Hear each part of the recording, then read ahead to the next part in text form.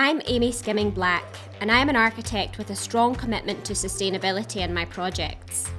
In this episode of Sussed, I'm going to meet with a variety of businesses around Ireland who take different approaches to using renewable energy sources in their buildings and practices. They are responding to the climate emergency by installing solar panels of various scales, favouring eco-friendly insulation, reusing rainwater, and getting technologies in place to ease the demand on high carbon energy sources. These businesses understand that we need to continuously adapt and innovate, and there are tips for us all to take on board too.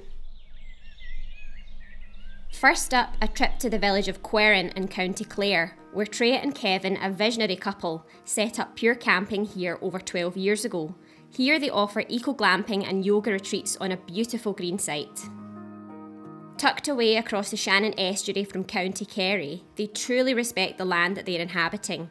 We discuss the processes that their ethos is built upon. So, Trey and Kevin, tell me a little bit about what you do here at Purecamping.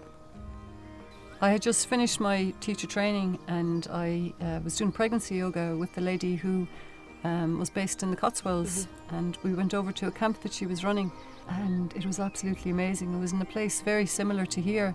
The basics, basically, there was a lovely sauna, there was compost toilets, all these beautiful yurts and bell tents and yoga from morning till evening. And I suppose we sat there and we thought, you know something, we could do that. We started very simply, you know, with the compost toilets and a small little kind of a lean-to kitchen. But as you see, you know, it's developed since then. And at the same time, you know, keeping the wildness, you know, that you can see here as well. So you have a real sort of variety of accommodation here, different types of spaces. Do you want to tell me a little bit more about what it is that you offer? From one level, you can come camping here with your tent, to staying in a furnished bed tent, to staying in a furnished cabin. There is a real sense of wildness here, and that's what we're trying to offer to people when they come here, that they can, it's like, you know, your digital detox. So all the devices are put away. Some of the, like the bell tents and the cabins, they're off grid. So you don't have, so people are saying, oh, is there charge points in the cabins? No, there's not. If you want to charge your phone, it's down the camper's kitchen, so you actually physically have to go down there and do it. So it just breaks the habit for them. The idea is that people would retreat into nature, and that's what we're offering. Tell me, what does it mean to be an eco-friendly and sustainable campsite? I don't think you can be any other way, but is it affordable? Can we afford it? And then how does it stack up with our principles?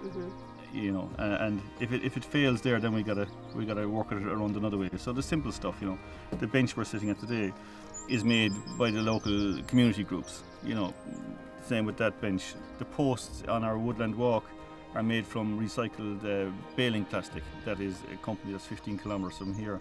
We need to be conscious of what we're doing when we're doing it. In the bathrooms, you'll see how to take a navy shower. You know, soap yourself up, turn off the water, and clean yourself, and then rinse. For me, the important thing is nature and biodiversity. That's my passion. I feel it really, really strongly. So Treya, we're in your yoga studio. Tell me a little bit about the construction of this building, because it's really interesting. This was actually a cow cabin. We'd done a bit of research and we looked at the old ways of doing things, and we found that, you know, lime, and in particular hemp lime, would be a great way to try and seal the walls, but to allow them to breathe at the same time, and to insulate the walls as well, because the walls can breathe with this, because it's a natural material, and you could keep the lovely big thick walls. You're building it up from the bottom, and you're kind of, you know, patting it, and you're just kind of hoping. And then look what you get. You get these lovely kind of roundy, curvy edges, you know. And of course, the stones are all different shapes and sizes, so you're kind of keeping the shape of the stone underneath it, and it feels warm to touch, doesn't it? It's amazing. Okay, so Kevin, tell me, you've got lots of different types of solar power here. Tell me a little bit more about how that all started. And we started out very simply as a campsite. You would wake up at 4 a.m. and heat up a bit of water for people, and they used to go into a cubicle to wash down a bucket of cold, a bucket of hot. So we had little cubicles made, and we had this hut here. We stabilised it, extended the roof, so I had a good roof space here.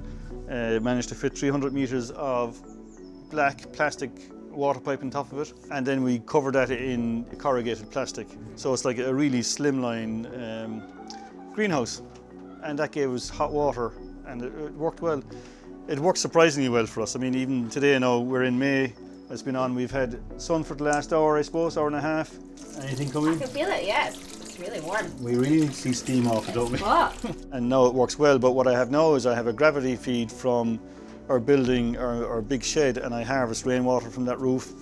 So it's only the pressure gravity down to here, and that goes into the panel. So it's nice now that I use this heat for people who want to have an indoor-outdoor shower. It's a bit funky, a bit rustic, but also it preheats the water that goes into my under sink heater in the kitchen. So it's a real saving device for us. It's attractive to us because we have a summer business.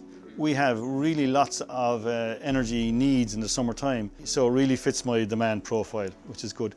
So our second foray into it was this solar array of 120 vacuum tubes, and it was on somebody's roof, and they had a failed implementation. So I travelled across the country, picked up 120 tubes, nursed them all the way back to West Clare. I built some offset bracketry on the front of the big shed, installed my what turned out to be 4 panels of 30 tubes. Now we have a wood boiler, a log boiler that gives hot water for the showers here for the campers. And I was lighting that in the morning, and I was lighting that in the evening in the busiest times. And now I'm lighting it on day 1 in the morning, and I'm lighting it on day 3 in the evening. Now we've just installed an 8 kilowatt PV panel system. The price of PV has come down and come down. You can heat water more efficiently, or at least from a cost perspective, than with the tubes you can now with the PV, and heating effectively with it with an element into a tank. What made you choose solar over perhaps another type of energy? Energy consumption is going up. I don't have control all the time of how customers will come in here and how they'll consume, but PV, for example, is the thing that would best suit my profile because I need it in summertime. But also, if I'm producing energy with PV, I can manage it and I can say, okay, charge my car. I have an electric car, so dump it to the car, please. My batteries are full. Or I can say, use my batteries now, but I'll recharge my batteries on nitrate electricity, which I have. So I can manage. The worst case scenario for me is exporting to the grid and then buying back from the grid at 30 cents the following day. So it's very flexible. I don't have any moving parts. I considered wind at one stage, and I was getting a payback period around 25 years, and I'm thinking in my head, mechanically I'm going to probably be changing the machine at that stage anyway. You know, you've got maintenance over the years, so does that make sense to me? And it didn't at the time, and it meant I didn't go with anything because PV was unproven in my own head. Now I'm only a person, is it unproven or not? It probably wasn't. And it was like the catalyst, I guess, and the thing that got me over the hump was the independent advice as I saw it. I can now manage my inputs and I can manage my outputs. The bottom line benefits from this. So as businesses, it's a really good conversation to have. What are we using it for? Where are we using it? And how can we measure it? And once we measure it, how can we improve? We've been using more energy on the site each year, but we've become busier. But relatively speaking, we're confident that we're using less. And is PV the magic bullet? I'll tell you in a year. Good, I'll hold you to that. Yeah.